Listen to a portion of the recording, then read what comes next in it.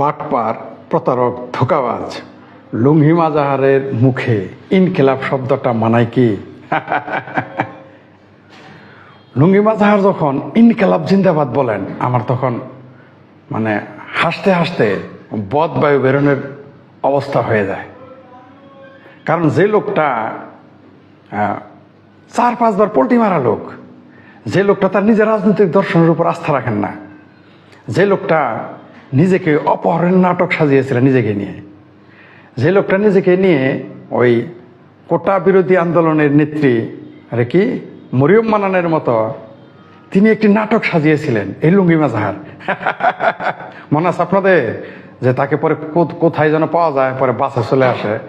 তাহলে এই যে যে বাটপার, নিজে তার জীবনে বাটপারি করেন, মানুষকে ধোঁকা দেন, নিজেরকে বললেন যে তিনি গিয়েছিলেন এক নারীর সাথে, থাকতেই পারেন, তিনি যে কোনো নারী ব্যক্তি স্বাধীনতা আছে তার, কিন্তু তিনি নিজেকে অপহৃত হয়েছেন বলে ঘোষণা করলেন, পরে ধরা পড়লো সব বাটপারি। তো এই বাটপারের মুখে ইনকিলাব শব্দটা মানায় না। প্রথমত তিনি নাস্তিক, এবং অদ্ভুত ব্যাপার দেখেন, সে কিন্তু নাস্তিক। এ ব্যাপারে তাতে কোনো সমস্যা, কারণ নাস্তিক করলেও কি, তিনি তো পেয়ারা পাকিস্তানি, হেফাজতে পাকিস্তানের পক্ষে, তাই তিনি নাস্তিক করলেও সমস্যা নেই। তিনি এনজিও চালান, এনজিও হচ্ছে সমাজতন্ত্র বিরোধী চেতনা। এরাই আমাদের এক সময় বলতেন যে এনজিও করা হয়েছে সমাজতান্ত্রিক আন্দোলনকে ধ্বংস করার জন্য। অন্যদিকে মৌলবীরা বলতো ইসলামকে ধ্বংস করার জন্য এনজিও আসছে। এখন তারা দেখেন এনজিও আল্লাহর একটা ডক্টর ইউনূস প্রিয় হয়ে গেছে। খুব মজার না বিষয়গুলো, মানে জনগণও যেভাবে পল্টি নেয়, এই দেশে বুদ্ধিজীবীরা পল্টি নেয়। তিনি একসময় বাম রাজনীতি করতেন, এই লুঙ্গি মাজাহার, তার নাস্তিক তো বটেই। এখন তিনি স্লোগান দেন ইনকিলাব জিন্দাবাদ। আচ্ছা, বাংলাদেশে ইনকিলাব জিন্দাবাদ এমন এই প্রথম একজন লোক দিল, এই লুঙ্গি মাজাহার। এই বাটপার, প্রতারক, ভণ্ড বিপ্লবী এই ইনকিলাব স্লোগানটা দিল, যেটা জামাতের স্পর্ধা হবে না। ইনকিলাব জিন্দাবাদ স্লোগান দেওয়া প্রশ্নই আসে না। জামাতের একটা লোকের বাবার স্পর্ধা হবে না যে ইনকিলাব জিন্দাবাদ স্লোগান দেখ, কারণ পাবলিক মানে পিএল দিতে বঙ্গোপসাগরে ফেলে দেবে। কিন্তু ফরাদ মাজারকে কেউ কিছু বলতেছে না, তাই বাধ্য হয়ে আমাকে কিছু বলতে হলো। কারণ যোগ্যরা যখন অযোগ্যদের মতো কথা বলে, তখন আমাদের মতো অযোগ্যদেরই সামনে চলে আসতে হয়, নইলে তার মতো বুদ্ধিজীবী না আমার কথা বলার কোনো প্রয়োজন ছিল না। কিন্তু এই সমস্ত বুদ্ধিজীবীরা হচ্ছে 1 নম্বর বাটপার। এরা আসছে আলু পোড়া খেতে, ওই যে পড়শির বাড়িতে আগুন লাগলে আলুটা পুরা দিয়ে খেয়ে আসি।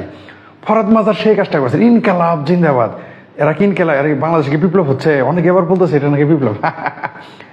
কোন খাতে? এই তাত্ত্বিকদের আমি প্রশ্ন করি, কোন তত্ত্বের ভিত্তিতে এটা বিপ্লব? এই যে ইনকিলাব বললো এই লুঙ্গি মাজাহার, বাটপার মাজাহার, এই ফরাদ মাজার যে বললেন যে ইনকিলাব জিন্দাবাদ, তার পোস্টটাকেও দেখুন, ইনকিলাব নিয়ে এসেছেন। তিনি আলু পোড়া খাওয়ার মতো। জামাত শিবিরা যখন আন্দোলনে যোগ দিয়েছে, এখন তিনি আসছেন আলু পোড়া খেতে। তা কি কায়েম করবেন তিনি? লালনবাদ না সমাজতন্ত্র, নাকি সেই হেফাজতে পাকিস্তানকে হেফাজত করবেন? কোন তন্ত্র? প্যানিক ভট্ট না হয় অলরেডি সাইদি পুত্র, দেইলা রাজাকার সাইদি পুত্রের কাছে ক্ষমা চেয়েছে, কেঁদে কেটে বলেছে তিনি তার কবর, যদি কোনোদিন সুযোগ পান তার কবরে এসে ক্ষমা চাইবেন। যাক, প্যানিক ভট্ট না হয় ক্ষমা পেয়ে গেছে, তওবা কবুল হয়ে গেছে, ঠিক আছে, তওবা কবুল হয়ে গেছে। উনি না হয় বাংলাদেশে এসে যদি কোনোদিন সুযোগ তো তার হবেই না কোনোদিন, যদি কোনোদিন হয় তিনি এসে সাইদির কবরে গিয়ে ফুল দিয়ে বরণ করে নেবেন, তার ইমান পুক্ত করে নেবেন, মানলাম। কিন্তু ফরাদ মাজার কি করবেন? তিনিও কি এই রিজিম চেঞ্জ হয়ে গেলে সাইদির কবরে, কাদের মোল্লার কবরে, নিজামির কবরে, এদের কাছে গিয়ে কি তিনি ক্ষমা চাইবেন? মনে হয় তাই। তাছাড়া তিনি কি কায়েম করবেন? ইনকিলাব বলে তিনি কি প্রতিষ্ঠা করবেন? তালেবানি সিস্টেম? তাছাড়া কি আছে তার হাতে? সমাজতন্ত্র কায়েম? তিনি তো সমাজতন্ত্রের কথাই বলেন না। তিনি এই ফরাদ মাজার তো সমাজতন্ত্র নিয়ে কথা একবারও বলেন না, এখন আর বলেন না তিনি। কারণ আমরা আগে শুনতাম, আমরা যখন ছাত্র ইউনিয়ন করতাম তখন শুনতাম যে লাল পতাকাকে ঠেকানোর জন্য বিভিন্ন পায়তারা করা হয় জাতীয় এবং আন্তর্জাতিকভাবে। এই ফরাদ মাজাররা তাই ছিলেন আসলে। এখন তাদের মুখোশ উন্মোচিত হয়ে গেছে।